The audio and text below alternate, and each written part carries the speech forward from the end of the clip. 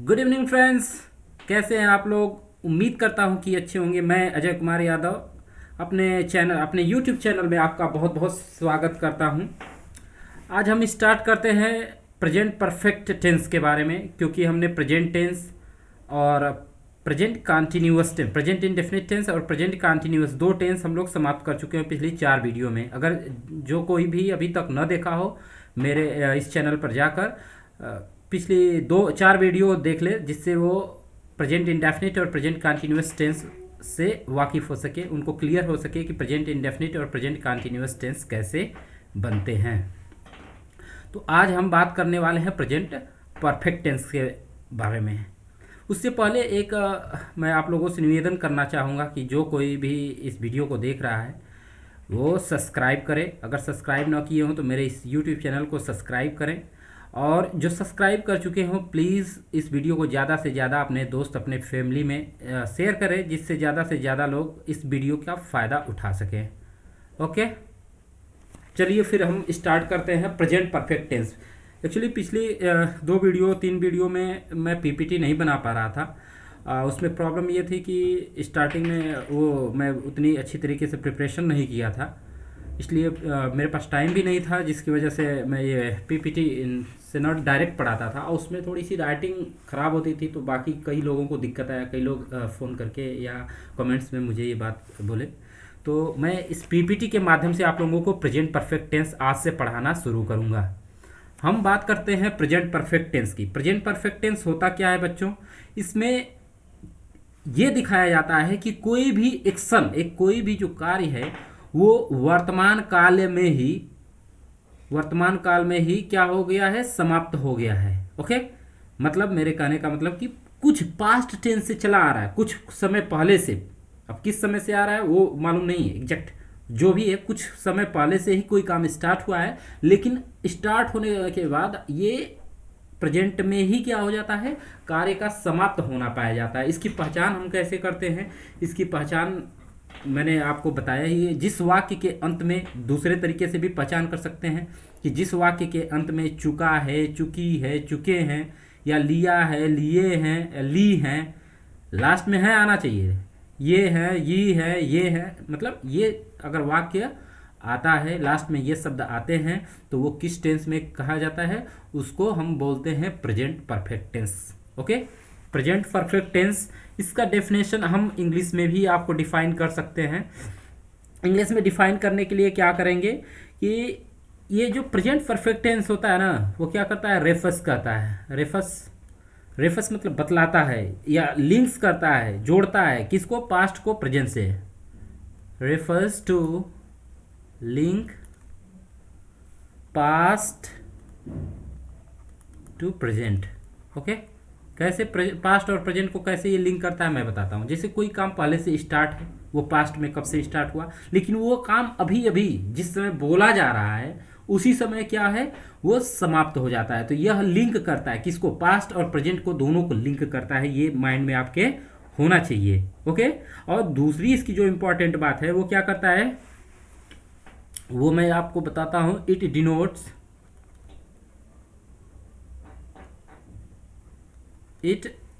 Denotes an action of present. It denotes an action of present which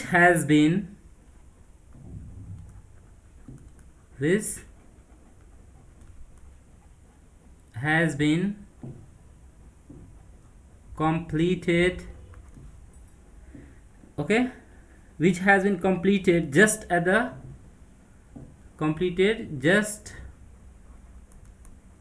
at the moment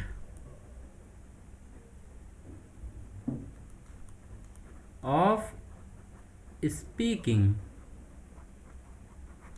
okay, मैं बताता हूँ। ये ऐसे action को दर्शाता है, ऐसे एक्शन के बारे में बतलाता है जो वर्तमान में जिस समय वाक्य बोला जा रहा है उसी समय क्या हुआ है? समाप्त हुआ है।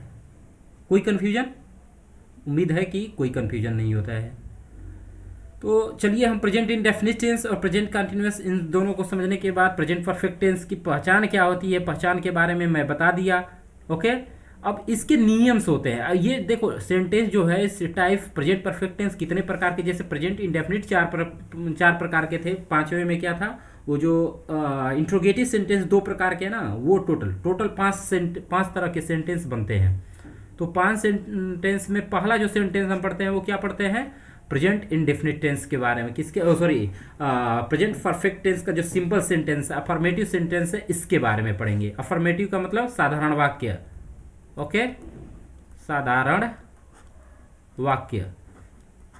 पॉजिटिव सकारात्मक वाक्य, क्या बोलते हैं, सकारात्मक वाक्य। तो इसमें आप याद रखिए कि इस तरह के सकारात्मक वाक्यों का जो टेंस हम जब बनाते हैं तो क्या करते हैं, सबसे पहले हम जोड़ देते हैं सब्जेक्ट।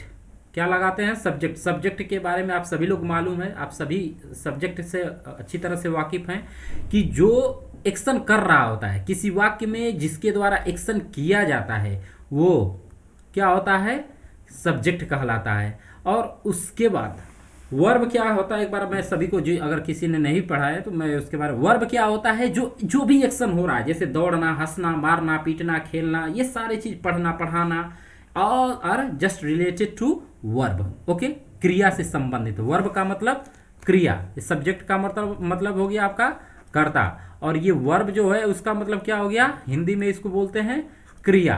थर्ड फॉर्म मतलब इसका तीसरा रूप, क्रिया का जो है तीसरा रूप, कौन सा रूप, तीसरा रूप। ओके, और उसके बाद ऑब्जेक्ट। ऑब्जेक्ट क्या होता है, जिसके बारे में ये सेंटेंस कहा जा रहा है। ओके, जिसके संदर्भ में ये रेफरेंस, जिस रेफरेंस में सब्जेक्ट वर्किंग कर रहा है वो क्या कहलाता है, ऑब्जेक्ट कहलाता है। उसके बाद जो अदर वर्ड्स हम जोड़ देते हैं, अदर वर्ड्स में इन दिनों, उन दिनों, ये लास्ट में फिर भी, अभी तक, ये सारे जो शब्द आते हैं ना वो अदर वर्ड्स में आते हैं। संडे, मंडे, जो भी आ गया वो अदर वर्ड्स में होगा। ओके, तो इस तरह के सेंटेंस। तो हम सबसे पहले क्या करेंगे, इसके लिए एक, जैसे मल्लिका, हम उदाहरण के तौर पे लेते हैं। पहला सेंटेंस क्या है, मल्लिका शेरावत सो के उठ चुकी है। एक मल्लिका शेरावत क्या है, किसी का नाम है। ओके, मल्लिका शेरावत क्या है, किसी का नाम है।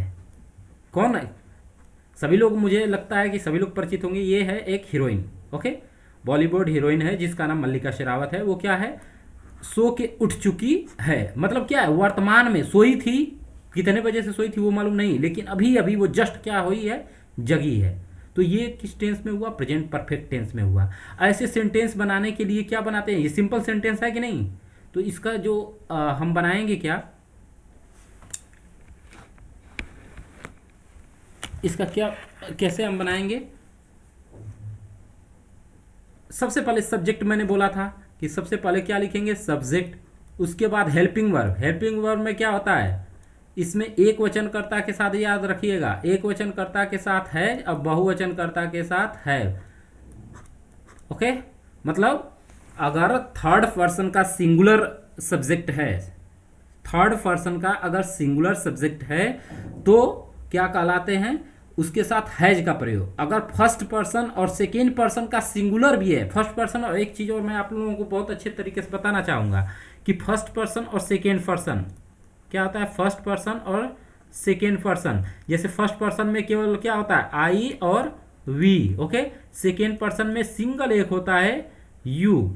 ये भी सिंगुलर हैं, ये दोनों क्या हैं, सिंगुलर। आपने आज तक पढ़ा होगा कि नहीं, ये तो प्लूरल है, प्लूरल की तरह हम बिहेव करते हैं, लेकिन ये फर्स्ट फॉर्म और सेकेंड फॉर्म का सिंगुलर रूप कहा जाता है। और थर्ड फॉर्म का सिंगुलर क्या है, केवल ही, सी, इट। ओके, या किसी का नाम हो गया, ये थर्ड पर्सन का सिंगुलर सब्जेक्ट कहलाते हैं। इतना याद रखिएगा, ये फर्स्ट पर्सन के सिंगुलर, ये क्या है, फर्स्ट पर्सन के सिंगुलर आई। अब वी क्या हो जाएगा, सॉरी, वी क्या हो जाएगा, प्लूरल हो जाएगा। वी फर्स्ट पर्सन का ये प्लूरल सब्जेक्ट है, याद रखिएगा। तो इसके साथ तो ऑलरेडी हैव लगेगा ही लगेगा, लेकिन फर्स्ट पर्सन का जो सिंगुलर सब्जेक्ट क्या है, आई। ओके, इसके साथ भी हैव का प्रयोग करेंगे।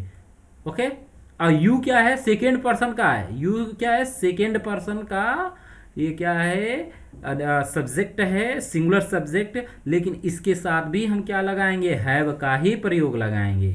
ओके, तो यहाँ पे मल्लिका शेरावत कोई नाम है तो हम लिख देंगे मल्लिका मल्लिका शेरावत, मल्लिका शेरावत सो के उठ चुकी है। देखो ये नाम उठ चुकी है, मैंने प्रेजेंट परफेक्ट टेंस, तो हम हेल्पिंग वर्ब सब्जेक्ट के बाद तुरंत हेल्पिंग वर्ब लगाएंगे। हेल्पिंग वर्ब इसमें है क्या? इसमें हेल्पिंग वर्ब है, क्या है बताइए? हैज या हैव, तो हैज लगाएंगे कि हैव लगाएंगे? हैज लगाएंगे कि हैव लगाएंगे? हैज लगाएंगे। क्यों? क्योंकि ये एक वचन है, तो ये हो जाएगा has. Mallika Sherawat has so के उठ चुकी है, सो के उठ चुकी है। तो क्या हो जाएगा? वोक अप, ओके, वोक्ड अप, बस इतना ही हो जाएगा। इसमें ऑब्जेक्ट है ही नहीं, सो के उठ चुकी है, बस इतना, वॉकड अप हो गया। ये है सिंपल, आपको प्रेजेंट परफेक्ट टेंस बनाने के नियम हैं, उसके आधार पर हम बनाते हैं। और बाकी आगे चलकर हम वाक्यों को देखेंगे। देखिए अब जैसे निगेटिव सेंटेंस, ये मैंने बता दिया सिंपल सेंटेंस के लिए। अब दूसरा जो सेंटेंस है वो किसके लिए है? निगेटिव सेंटेंस के लिए। तो सेम रहेगा, बस सब मैंने ये बताया था कि सब्जेक्ट होगा, सबसे पहले क्या होगा? सब्जेक्ट, उसके बाद हैज या हैव लगाएंगे। हैज या हैव के जस्ट तुरंत बाद अगर निगेटिव सेंटेंस है तो क्या जोड़ देंगे? Not, okay. उसके बाद वर्ब का थर्ड फॉर्म, वर्ब का थर्ड फॉर्म का मतलब हम जैसे पहले गो लिखते थे ना, तो ये गो फर्स्ट फॉर्म होता था, और इसका सेकेंड फॉर्म क्या होगा? वेंट। इसका थर्ड फॉर्म क्या होगा? Gone, okay. जैसे रीड हुआ, रीड का first form read, second form भी रीड, और थर्ड फॉर्म भी रीड ही होगा। लिखना, ये तो पढ़ना हो गया। अब लिखना का क्या होता है? Right, RITE, right, okay. इसका सेकेंड फॉर्म क्या होगा? WROTE, रोट, और थर्ड फॉर्म क्या होगा? रिटेन। ये आपको कुछ वर्ब आने चाहिए, ओके। मैं जैसे जैसे बीच में आएगा वो बताऊंगा, लेकिन आपको अलग से भी वर्ब के तीनों फॉर्म को अलग अलग रूपों में आपको पढ़ना पड़ेगा, ओके। और आप लोगों को अपने आप को इस वर्ब के थर्ड फॉर्म से अवेयर कराना पड़ेगा। ये अलग से आपको एक्स्ट्रा मेहनत करनी पड़ेगी वर्ब्स के फर्स्ट, सेकेंड और थर्ड फॉर्म के बारे में जानने के लिए, ओके। ये हो गया, ऐसे चेंज करेंगे। जैसे मल्लिका शेरावत नहीं जग के उठी है, या मैं यहाँ पे कह दूँ, ये क्या कह दूँ कि सूरज अभी तक नहीं उगा है, अभी तक नहीं उगा है। ये निगेटिव टेंस है कि नहीं, ये बताइए आप लोग, है ना। तो सूरज अभी तक नहीं उगा है, तो इसको क्या लिखेंगे? सन। सूरज का क्या होता है? सन। सन, सन अपने आप में यूनिक है, मैंने बता चुका हूँ कि सन अकेला एक ही सूरज है, ये तो नहीं है कि हजारों सूरज हैं, ओके। तो क्या हो जाएगा? सन। और इसके साथ हेल्पिंग वर्ब क्या लगाएंगे? कर्ता अगर एक वचन हो गया, देखिए हम सब्जेक्ट लगा दिए, सब्जेक्ट हो गया ये। अब हेल्पिंग वर्ब हैज या हैव में से हमें चुनना है। ये है सिंगुलर, तो सिंगुलर के साथ हमने बताया था कि ये सिंगुलर के साथ क्या लगाएंगे? एक वचन के साथ, एक वचन या सिंगुलर। और ये हैव जो है किसके साथ? बहुवचन के साथ, याद रखिएगा इतना, ये बहुवचन के साथ है। तो यहाँ पे एक वचन है, सन एक वचन है, तो क्या हो जाएगा? Has, sun has. अब देखिए निगेटिव है ना, नहीं, तो तुरंत क्या लगा देंगे? Not, sun has not. अब देखो राइज होता है, राइज माने उगना, RISE, राइज माने होता है उगना, लेकिन इसका जो थर्ड फॉर्म होता है राइजेन हो जाएगा, राइजेन, ओके। तो सन हैज नॉट राइजेन, अभी तक, टिल नाउ, क्या लगा दोगे?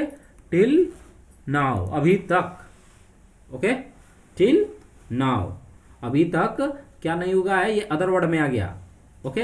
हम इसके बारे में पढ़ेंगे, एडवर्ब के बारे में। अब देखिए इंटरोगेटिव सेंटेंस। इंटरोगेटिव सेंटेंस भी किससे? दो प्रकार के होते हैं। इंटरोगेटिव सेंटेंस कितने प्रकार के होते हैं? दो प्रकार के। कौन कौन से होते हैं भाई? एक होता है जब क्या से स्टार्ट हो, क्वेश्चन वर्ड किससे स्टार्ट हो? क्या से आरंभ हो। जैसे मैं कहूं कि क्या आप अंग्रेजी पढ़ा चुके हैं? अंग्रेजी मुझे पढ़ा चुके हैं। क्या आप मुझे अंग्रेजी पढ़ा चुके हैं? तो देखो जब क्या से स्टार्ट हो, जिसे मैं क्या बोला था? Open ended and close ended. Close ended में क्या होता है, क्या से स्टार्ट होता है। क्लोज एंडेड में क्या क्वेश्चन किससे स्टार्ट होगा, क्या से। ओपन एंडेड में क्या होता है, क्या का मतलब क्या हुआ, जिसका उत्तर आप केवल हाँ या ना में दे सको। जैसे मैं पूछूं क्या आप इंग्लिश पढ़ा चुके हो, तो आप यही कहोगे ना हाँ या ना, हो गया कंप्लीट। लेकिन जब ओपन एंडेड होता है तो ओपन एंडेड में क्या होता है कि आपको डिस्क्रिप्टिव आंसर देना, आपको कारण बताना पड़ता है पूरा विस्तृत रूप से कि जैसे मैं ये पूछूं कि आप मुझे अंग्रेजी क्यों नहीं पढ़ा चुके हो, तो आपको बताना पड़ेगा कि भाई इंग्लिश बहुत लेंदी सब्जेक्ट है, या जो भी है आपको जो माइंड में आता है वो आप बोल सकते हैं, तब जाके आपका जो आंसर है वो कंप्लीट होगा। तो ये दो तरह के क्वेश्चन जो है प्रश्नवाचक वाक्य होते हैं। तो जब क्या से प्रारंभ हो जिसका उत्तर हाँ या ना में दिया जा सके, तो हम उसके लिए हेल्पिंग वर्ब, पहले भी हेल्पिंग वर्ब लगाते थे, कंटिन्यूअस में इज आर एम और इंडेफिनिट में डज या डू लगाते थे। लेकिन ये बात किसकी आ रही है, पास्ट प्रेजेंट परफेक्ट की। तो प्रेजेंट परफेक्ट की जो हेल्पिंग वर्ब होती है वो क्या होती है, हैज या हैव। हैज क्या होता है, सिंगुलर। सिंगुलर अभी मैं बता दिया कि कौन सिंगुलर होता है, सिंगुलर, सिंगुलर सब्जेक्ट के साथ। हैव प्लूरल सब्जेक्ट के साथ। हैव जो है प्लूरल सब्जेक्ट के, प्लूरल माने बहुवचन। ओके, उसके बाद क्या हम लगा देंगे, सब्जेक्ट लगाएंगे। ये जो है हैज या हैव लगाने के जस्ट बाद हम क्या लगाते हैं, सब्जेक्ट, कर्ता। कर्ता कौन होता है, जो जिसके द्वारा एक्शन किया जाता है। जैसे मैं, कौन पढ़ा रहा है भाई, आप। यहाँ शब्द में कौन इंग्लिश पढ़ा रहा है, आप। तो ये कर्ता हो जाएगा, ये सब्जेक्ट हो जाएगा। क्या हो जाएगा, सब्जेक्ट हो जाएगा। और क्या पढ़ा रहा है, यहाँ दो है, एक मुझे है और एक अंग्रेजी है। ये दो ऑब्जेक्ट की तरह, इन दोनों चीज़ों के बारे में, जैसे अंग्रेजी के बारे में और मुझे पढ़ाने के बारे में, अंग्रेजी को मुझे पढ़ाने के बारे में, तो ये दोनों ऑब्जेक्ट की तरह हैं। ओके, पढ़ा, इसमें वर्ब क्या हुआ, पढ़ाना। जो कार्य होता है मैंने आप लोगों को बता रखा है कि भाई वर्ब क्या होता है, क्रिया क्या होती है, पढ़ाना। ओके, मतलब जो कार्य किया जा रहा है। तो ये आपका हो गया। सबसे पहले हैज़ लगाएंगे इसमें, हैज़ या हैव। तो आप देखो बहुवचन है कि एक वचन, ये हो गया आपका प्लूरल। क्या हो गया, प्लूरल। तो प्लूरल है तो प्लूरल के लिए हमने क्या बोला था, हेल्पिंग वर्ब हैव। ओके बच्चों, देखो हैज या हैव में से हमें चुनना है। और ये हुआ आपका प्लूरल, तो प्लूरल के लिए मैंने बताया था, प्लूरल के लिए क्या लगाएंगे, हैव। ओके, उसके बाद तुरंत क्या लगा देते हैं, सब्जेक्ट। क्या लगा देते हैं बच्चों, देखो सब्जेक्ट। तो सब्जेक्ट इसमें क्या है, इसमें सब्जेक्ट क्या है यार, ये आप है ना, इसमें कंफ्यूजन नहीं होना है। तो हैव आपकी स्पेलिंग क्या होती है, यू, हैव यू। अब देखो निगेटिव नहीं है ना, अगर निगेटिव होता तो तुरंत नॉट लगाते, लेकिन निगेटिव है नहीं तो नॉट नहीं लगाएंगे, हैव यू। और उसके बाद क्या लगाएंगे, सब्जेक्ट के तुरंत बाद क्या लगाएंगे, वर्ब का तीसरा रूप, third form of main verb. तो यहाँ पढ़ाना क्या है, पढ़ाना। पढ़ाने की इंग्लिश क्या होती है, टीच। क्या होती है बच्चों, टीच। हैव यू टीच, क्या पढ़ा चुके, English. Have you teach English, अब किसको पढ़ा चुके, टू मी, क्या आप मुझे इंग्लिश पढ़ा चुके। ठीक ना, ये क्या है, ऑब्जेक्टिव केस है। मुझे क्या है, ऑब्जेक्टिव, ऑब्जेक्टिव, ऑब्जेक्टिव, याद रखना, ऑब्जेक्टिव। ओके, केस कितने होते हैं, एक होता है subjective case, objective case. Okay, और दूसरा क्या होता है, पोसेसिव केस। जैसे सब्जेक्टिव केस क्या हुआ, आई, ऑब्जेक्टिव केस क्या हुआ, मी, और पोसेसिव केस क्या हुआ, माइन, माई एंड माइन। इसका मतलब क्या, सब्जेक्टिव का मतलब कर्ता, ऑब्जेक्टिव का मतलब ऑब्जेक्ट, कर्म। ओके, अब तीसरा जो है पोसेसिव, पोसेसिव का मतलब अपना अधिकार जिस पे बताए, पोसेशन कहते हैं ना, कहते हैं कि नहीं, तो वो अपना अधिकार। जैसे मैं कहूँ कि यह कलम मेरी है, तो मेरी का मतलब मेरा, ये एक अधिकार बता रहा है कि ये पेन मेरा है, पोसेशन है। तो मेरा का इंग्लिश क्या होता है, माई। ओके, तो माई या माइन क्या हो जाएगा आपका, पोसेसिव केस हो जाएगा। Okay, do you find clear. इसको और विस्तृत तरीके से बताएंगे आपको तीनों केस के बारे में, लास्ट में क्वेश्चन मार्क कर देंगे। अब देखिए इंट्रोगेटिव जो है, इंट्रोगेटिव जो है, यदि, क्या, क्यों, कैसे, कब, कहाँ वाक्य के बीच में आए, याद रखिएगा, वाक्य के बीच में आए। ये जो शब्द हैं सब क्या, देख लीजिए, क्या, क्यों, कैसे, कब और कहाँ, ये अगर वाक्य के बीच में आता है, जैसे मैं कहूँ कि आप लोग मुझसे झगड़ा क्यों किए, मुझसे झगड़ा क्यों किए हो, या मुझे क्यों पीटे हो, मतलब अभी जस्ट जस्ट की बात है। अगर पुरानी बात होती तो क्यों पीटे थे हो जाता, वो पास्ट इंडेफिनिट। लेकिन ये क्या है, जब एकदम जस्ट तुरंत कोई घटना हुई हो, कंप्लीट हुआ हो, तो और वर्तमान में बोली जा रही हो, तो वो क्या होता है, परफेक्ट। तो आप लोग मुझे क्यों पीटे हो, या मुझसे क्यों झगड़ा किए हो, मतलब वो काम झगड़ा करने का अभी अभी जस्ट क्या हो चुका है, कंप्लीट हो चुका है। ओके बच्चों, तो इस तरह के वाक्यों में हम क्या करते हैं, सबसे पहले हम क्वेश्चन वर्ड को लिखते हैं कि जो भी क्वेश्चन वर्ड आ जाए, याद रखिएगा क्वेश्चन हो, कब, कहाँ, कैसे, क्यों, ये सारे की स्पेलिंग। तो कब की स्पेलिंग वेन, कहाँ की वेयर, कौन का हु, ये सारे क्वेश्चन आते, ये सारे वर्ड आते हैं ना। ओके, और उसके बाद सेम वही पहले वाला ऊपर वाला हैज या हैव, हेल्पिंग वर्ब क्या लगाएंगे, या तो हैज लगाएंगे या तो हैव लगाएंगे। हैज आप लोगों ने जान ही लिया है किसके साथ, एक वचन के साथ। किसके साथ, एक वचन। एक वचन के बारे में आप लोग अच्छी तरह से जान गए। और हैव का प्रयोग किसके साथ करेंगे, बहुवचन। किसके साथ, बहुवचन के साथ। तो क्या हो गया, क्या हो गया, जैसे मैं कहूं कि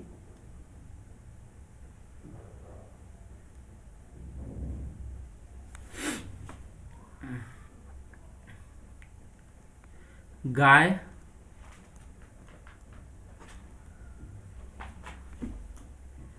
गाय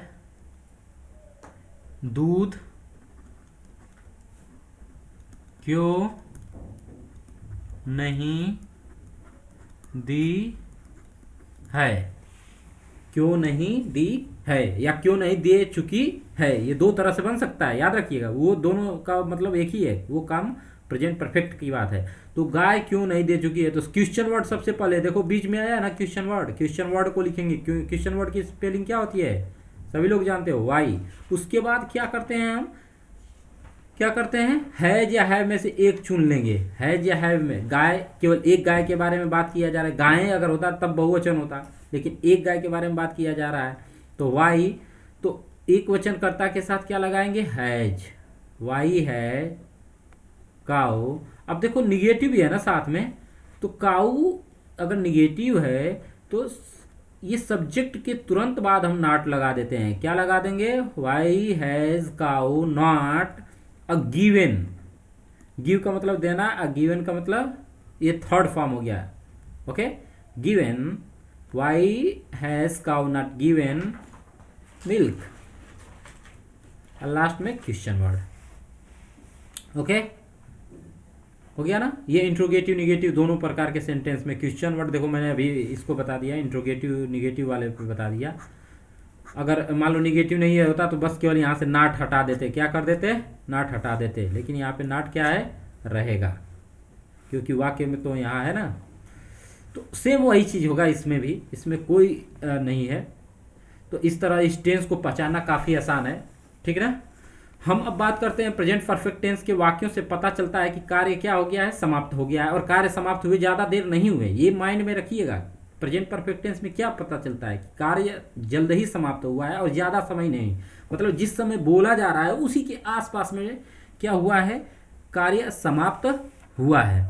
ओके, जैसे मैंने एक पहचान के तौर पे इस टेंस के वाक्य में, अगर वाक्य में क्या है, चुका है, चुके हैं, चुकी हैं, या हैं, ई हैं, या हैं, ई हैं। जैसे गया है, जैसे मोहन घर गया है, मतलब अभी अभी लग रहा है कि गया है। जैसे नहीं क्या, तो कोई पूछने आता है कि भाई तुम्हारे पिताजी कहाँ हैं, तो क्या बोलते हो कि पापा खाना खाने गए हैं, मतलब वो बहुत पास्ट की बात नहीं, अभी जस्ट की बात है। कल के बारे में अगर कोई यही कहानी पूछे तो आप क्या बोलो, पापा खाना खाने गए थे, समझ गया ना। तो ये हुआ प्रेजेंट परफेक्ट टेंस की पहचान, और रूल के बारे में मैंने आप लोगों को ऑलरेडी बता चुका है ऊपर ही। तो आप लोग, मुझे उम्मीद है कि आप लोगों को कोई कन्फ्यूजन नहीं होगा इसमें। देखो अब हम पढ़ेंगे इस टेंस, ठीक ना, सकारात्मक वाक्यों में क्या होता है, कैसे चेंज किया जाता है, इसके टेंस के अफर्मेटिव सेंटेंस को आसानी से ट्रांसलेट कर सकते हैं। जैसे स्ट्रक्चर में मैंने अभी स्ट्रक्चर तो सारे आपको बता ही दिए। अब हम मेन बोला था आपको कि क्या बताएंगे, पर्सन्स के बारे में बताएंगे। ये सिंगुलर फर्स्ट पर्सन, ये क्या है, सिंगुलर फर्स्ट पर्सन, याद रखिएगा ये बहुत मोस्ट इंपॉर्टेंट है, यहाँ पे कंफ्यूज हो जाए। सिंगुलर फर्स्ट फॉर्म, तो ये जो आई होता है वो फर्स्ट फॉर्म का क्या होता है, सिंगुलर होता है। क्या होता है, सिंगुलर सब्जेक्ट होता है। और फर्स्ट फॉर्म में आता क्या है, आई एंड वी आता है फर्स्ट फॉर्म का, फर्स्ट फॉर्म में। ओके, अब सिंगुलर सेकेंड पर्सन क्या होता है, सेकेंड पर्सन क्या है, सिंगुलर केवल यू है। सेकेंड पर्सन का प्लूरल होता ही नहीं है, क्योंकि सेकेंड पर्सन में केवल एक ही वर्ड है, वो क्या है, यू, तुम। आ सिंगुलर जो थर्ड पर्सन है, देखिए ये singular third person, he, she, it, मैंने बताया था सिंगुलर नंबर अनकाउंट। ओके, तो इन सभी के साथ हम किसका प्रयोग करेंगे, देखो अगर सिंगुलर, अगर कर्ता सिंगुलर है किसके साथ, फर्स्ट पर्सन का, मतलब आई अगर है तो भी हम आई के साथ क्या करेंगे, हैव का प्रयोग करेंगे। अगर वी है तो इसके साथ भी हम प्रयोग करेंगे किसका, हैव का। सिंगुलर पर्सन जो सिंगुलर सब्जेक्ट है सेकेंड पर्सन का, वो केवल यू होता है, यू के साथ भी हमेशा किसका प्रयोग करते हैं, हैव का प्रयोग करते हैं। अब यहाँ पे बात थोड़ा सा चेंज होती है कि अगर थर्ड पर्सन का सिंगुलर सब्जेक्ट है, फर्स्ट सेकेंड का सिंगुलर है, तब भी हम क्या लगाएंगे, हैव। लेकिन अगर थर्ड पर्सन का सिंगुलर सब्जेक्ट है, जैसे कि ही, सी या इट, इन सभी के साथ हम क्या लगाएंगे बच्चों, हैज का प्रयोग करेंगे। तो हैज और हैव का प्रयोग कर कब किया जाता है, इसमें कोई कंफ्यूजन नहीं होना चाहिए। I hope you understand very well. Okay, so let's plural सब, ये देखो प्लूरल सब्जेक्ट क्या होता है, वही प्लूरल माने बहुवचन, जैसे वी, यू, दे, ये सारे वर्ड क्या कहलाएंगे, प्लूरल। दे का मतलब वे लोग, यू का मतलब तुम लोग, वी का मतलब हम लोग, ये सारे वर्ड क्या होंगे, प्लूरल हो गए। केवल ही, सी या किसी का नाम जो आता है वो सिंगुलर होता है, जैसे वी, यू, दे के साथ हमेशा हैव का प्रयोग होता है। ओके, अब हम कुछ उदाहरण देखते हैं बच्चों। जैसे राम स्कूल जा चुका, बहुत सिंपल सेंटेंस, राम स्कूल जा चुका है। हम सबसे पहले क्या खोजते हैं, सिंपल सेंटेंस में खोजते हैं किसको, कर्ता को। किसको खोजते हैं बच्चों, कर्ता को। तो स्कूल जाने का काम किसके द्वारा हो रहा है, राम के द्वारा। तो राम तुम्हारा क्या हो गया, क्या हो गया, कर्ता हो गया। कर्ता क्या अंशा है, एक वचन, तो सबसे पहले हम क्या लिखते थे, राम। ओके, उसके बाद देखो क्या है, उसके बाद क्या होता है, राम, उसके बाद हेल्पिंग वर्ब लगाते हैं कि नहीं, क्या लगाते हैं, subject plus helping verb, subject plus helping verb. तो देखो हेल्पिंग वर्ब में क्या लगाते थे, दो ही इसमें यूज होता है, या तो हैज या तो है। तो हैज किसके साथ लगाएंगे, एक वचन कर्ता के साथ। एक वचन क्या, नाम किसी का क्या है, एक वचन ही होता है ना, तो क्या हो जाएगा, राम हैज। और गो, गो मतलब जाना, और उसका मैंने थर्ड फॉर्म ऊपर बताया था कि गो का थर्ड फॉर्म क्या होता है, क्योंकि हेल्पिंग वर्ब के तुरंत बाद वर्ब का कौन सा रूप हम यूज करते हैं, तीसरा रूप। तो यहाँ पे तीसरा रूप क्या हो जाएगा, ये जा चुका, जाना है ना क्रिया, वर्ब तो यही है ना, ये हो गया तुम्हारा सब्जेक्ट, ये हो गया वर्ब, और ये क्या हो जाएगा, ऑब्जेक्ट। ओके, तो जाने की स्पेलिंग होती है गो, और गो का जो थर्ड फॉर्म होता है वो गॉन। तो राम हैज गॉन, कहाँ चला गया, टू स्कूल। टू इन्फिनिटिव का प्रयोग जब हम किसी चीज से जुड़ने जाते हैं तो टू का प्रयोग करते हैं, Ram has gone to school. देखो ओके, मैं अपना काम खत्म कर चुका हूँ, हम कई बार इस मंदिर के दर्शन कर चुके हैं। देखो अब यहाँ पे एडवर्ब का प्रयोग किया गया है, ये कई बार। ओके, तो ये सब एडवर्ब के बारे में हम आगे पढ़ेंगे पार्ट ऑफ स्पीच में, बहुत अच्छे तरीके से इसको एक्सप्लेन करेंगे। बस इतना बता रहा हूँ कि हाँ कई बार का मतलब क्या हो गया, मेनी टाइम्स। ओके, ये क्या होते हैं, एडवर्ब्स कहलाते हैं। तो हम कई बार इस मंदिर के दर्शन कर चुके हैं। ओके, तो क्या हो जाएगा, वी, हम का इंग्लिश क्या होगा, वी। अब वी के साथ क्या लगाते हैं, प्लूरल हो गया ना, तो हैव लगाए, वी हैव विजिटेड। दर्शन करने का मतलब क्या है, यहाँ पे आ चुके हैं, यहाँ पे यात्रा कर चुके हैं, तो वी हैव विजिटेड कौन से टेम्पल, दिस टेम्पल।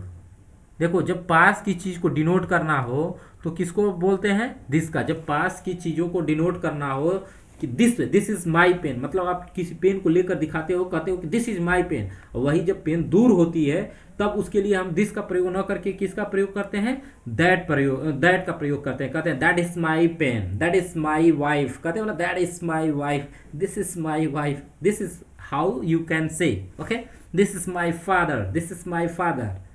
अब कभी कभी किसी को एक्सप्लेन भी करते हो ना, किसी को इंट्रोड्यूस करते हैं, hey guys look here, this is my father, this is my friend, okay, this is how you will introduce about any guys specifically who is just behind you, just around you, okay. So let's start in the name. Mahesh ने सारे केले खा लिए हैं, खा लिए हैं, खाने का मतलब महेश, देखो इसमें महेश क्या है, क्या है बताओ, सब्जेक्ट। क्यों सब्जेक्ट है भाई, क्योंकि खाने का काम तो महेश ही कर रहा है कि नहीं। तो महेश क्या हो गया, महेश हो गया आपका एक वचन, ओके।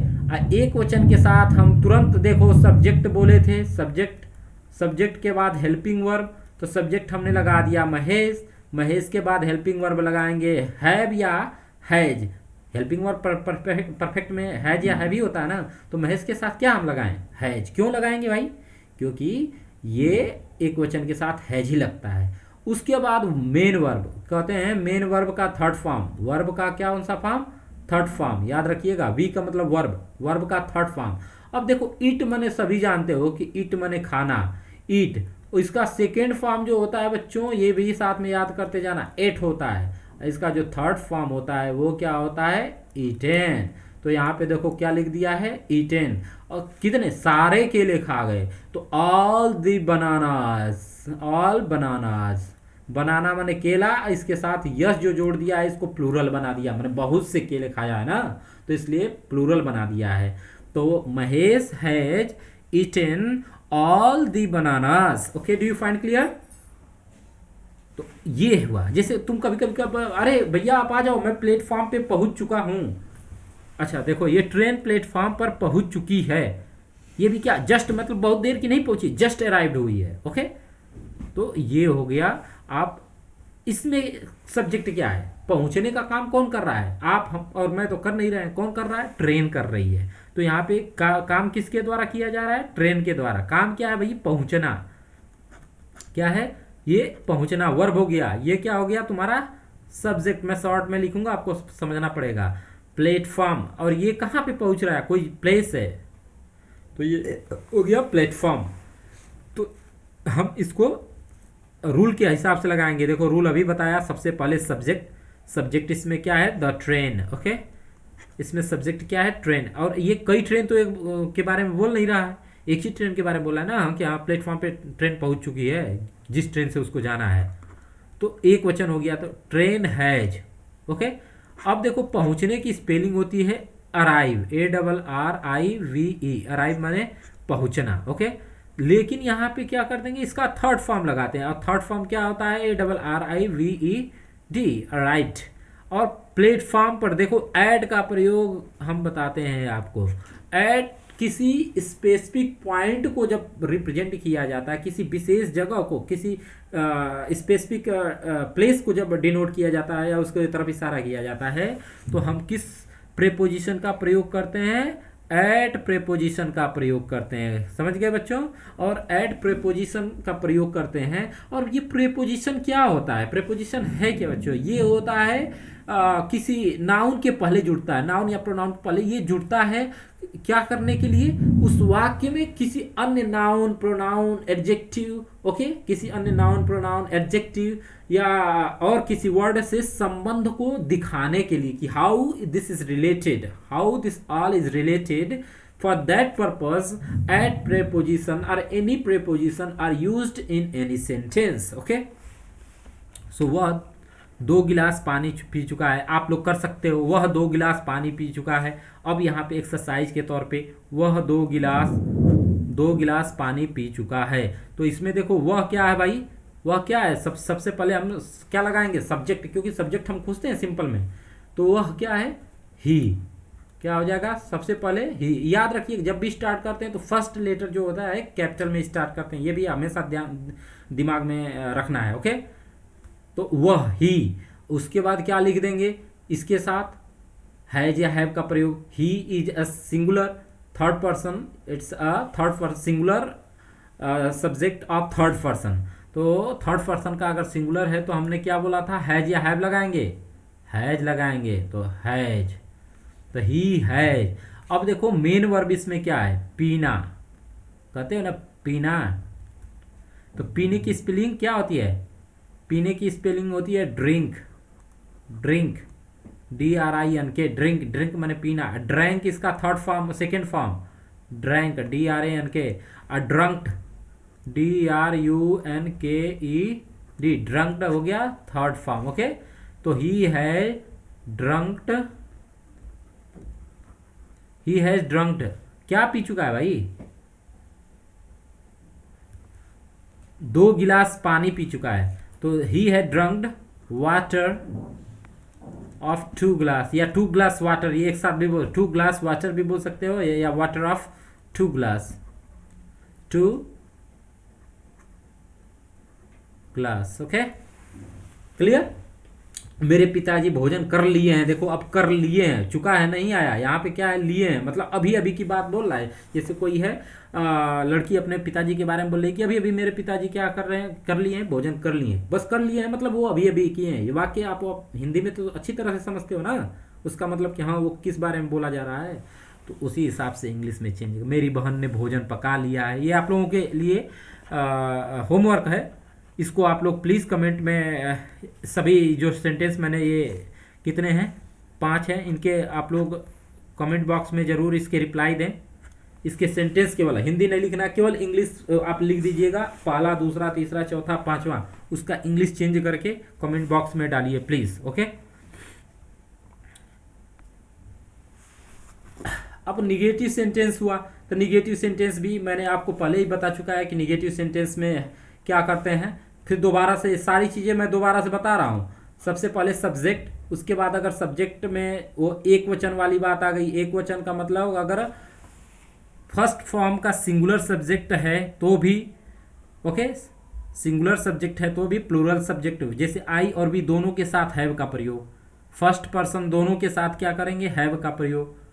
आई और वी ही होता है, 2 है जो जिसे फर्स्ट पर्सन में रखा जाता है। उसके बाद सेकेंड पर्सन में यू, सेकेंड पर्सन में भी क्या होता है, first person plus second person और plus third person, plural of third person, plural of third person.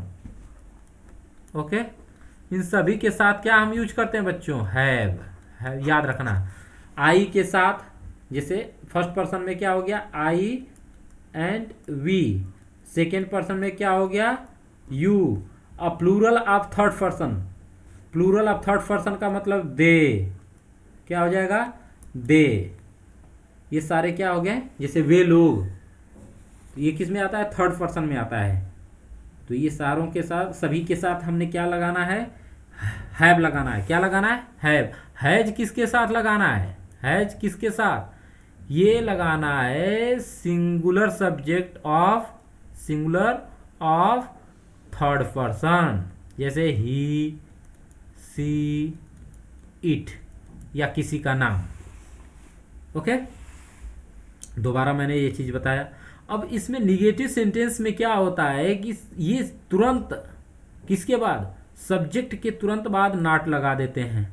क्या लगा, सॉरी सब्जेक्ट कर रहा हूँ, ये हेल्पिंग वर्ब के तुरंत बाद क्या लगा देते हैं, नॉट सब्जेक्ट, नॉट लगा देते हैं। ऊपर मैंने, लग रहा है कि थोड़ा सा आप लोगों को एक बार देखना पड़ेगा।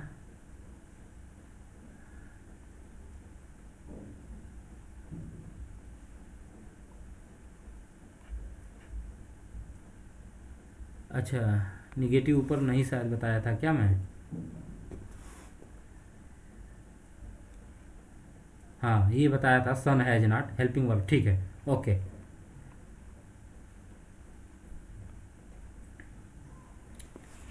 राम ने अभी खाना नहीं खाया है, राम ने अभी खाना नहीं खाया है। तो देखो सब्जेक्ट क्या हुआ हमारा, राम ही हुआ। राम एक वचन में आता है, एक वचन के साथ हैज का प्रयोग। हैज हेल्पिंग वर्ब के तुरंत, निगेटिव सब्जेक्ट नॉट का प्रयोग हमेशा हेल्पिंग वर्ब के तुरंत बाद लगता है। ओके, किस में, निगेटिव सेंटेंस में। और उसके बाद थर्ड फॉर्म, ये तो हमेशा थर्ड फॉर्म रहेगा। और अभी भी, राम ने अभी खाना नहीं खाया, अभी है ना ये एडवर्ब जो यूज हुआ है, येट, क्या है, येट, ये याद रखना। तो Ram has not eaten it. तो आप इस हिसाब से बना लेना, मुझे लगता है कि बहुत ज़्यादा कोई दिक्कत नहीं होगी। आप लोग ये एक्सरसाइज के तौर पे ये आप लोग देख सकते हैं। किसी को अगर आप देखना चाहो तो स्लाइड को रोक लेना है, स्लाइड्स को क्या करना है, रोक लेना है, और रोक करके इस वीडियो को अच्छी तरह से देखना है। बाकी रूल्स रेगुलेशन और सारी चीज़ें मैंने आपको पहले ही क्या कर दिया है, बता दिया है। आप लोगों को उम्मीद करता हूँ कि कोई दिक्कत नहीं होगी। अगर दिक्कत होती है तो प्लीज़ कमेंट में, आप कमेंट बॉक्स में कमेंट करें। और जो मैंने होमवर्क दिए हैं, जैसे एक्सरसाइज जो दिए हैं, इनके भी आपको सेंटेंस बनाकर मुझे दिखाने हैं। अब ये देखिए, उस जो पहला दिया था उसको फर्स्ट पार्ट कर देना, और ये सेकेंड पार्ट, इसको क्या करेंगे, सेकेंड पार्ट का एक्सरसाइज, सेकेंड एक्सरसाइज उसको लिखना है फर्स्ट एक्सरसाइज 1 2 3 4 5, इसको लिखना सेकेंड एक्सरसाइज 1 2 3 4। ओके, और इन सभी को करके हमें कमेंट बॉक्स में ज़रूर कमेंट करें, जिससे मुझे पता चले कि आप लोग कितने अच्छे तरीके से सीख पा रहे हो। अगर कोई कन्फ्यूजन हो, कोई दिक्कत हो, कोई परेशानी हो, तो प्लीज़ कमेंट बॉक्स में कमेंट करें, मैं उसको दोबारा आप लोगों को नेक्स्ट वीडियो में आप लोगों को बता दूंगा। तो इस तरह से हमारा present indefinite, present continuous and present perfect 3 tense समाप्त हो चुके हैं बच्चों, 3 टेंस समाप्त हो चुके हैं। अब हम अगले टेंस पर चलेंगे, प्रेजेंट परफेक्ट कंटिन्यूअस। यहाँ से इंपॉर्टेंट होता है प्रेजेंट परफेक्ट कंटिन्यूअस में क्या पढ़ोगे, जैसे मैं 2 दिनों से खाना बना रहा हूँ, मैं 1 महीने से मैं 1 महीने से तुम्हें क्या कर रहा हूँ, पीट रहा हूँ, मैंने 2 महीने से अब जैसे मैं अपने लिए बोल सकता हूँ कि मैं 1 जनवरी से आप लोगों को अंग्रेजी पढ़ा रहा हूँ। ये सारे वाक्य जो है प्रेजेंट परफेक्ट कंटिन्यूअस टेंस में आएंगे। इसकी पहचान क्या होती है, इसका मेन थीम क्या होता है, I will teach you everything but in the next video. Okay, thank you. और लास्ट में आप लोगों से मेरा विनम्र निवेदन है कि कृपया जो भी मेरे यूट्यूब चैनल को सब्सक्राइब न किया हो, प्लीज़ यूट्यूब चैनल को मेरे सब्सक्राइब करें, लाइक्स करें, और कमेंट बॉक्स में कमेंट करना एकदम न भूलें। और अपने दोस्त, अपने परिवार में जो कोई भी हो उसके पास ये वीडियो शेयर करें, और उनसे प्लीज़ यूट्यूब चैनल को सब्सक्राइब करने के लिए निवेदन करें। ये मेरे लिए एक तरह से आप लोगों का स्टिमुलस के तौर पे ये काम करेगा। मुझे इससे आप लोगों से प्रेरणा मिलेगी, थोड़ी सी मुझे उत्साह मिलेगा कि आप लोग मेरे वीडियो को देख रहे हैं, और मैं और अच्छे तरीके से आप लोगों तक ये वीडियो पहुंचा सकूंगा। धन्यवाद। गुड नाइट, शुभ रात्रि।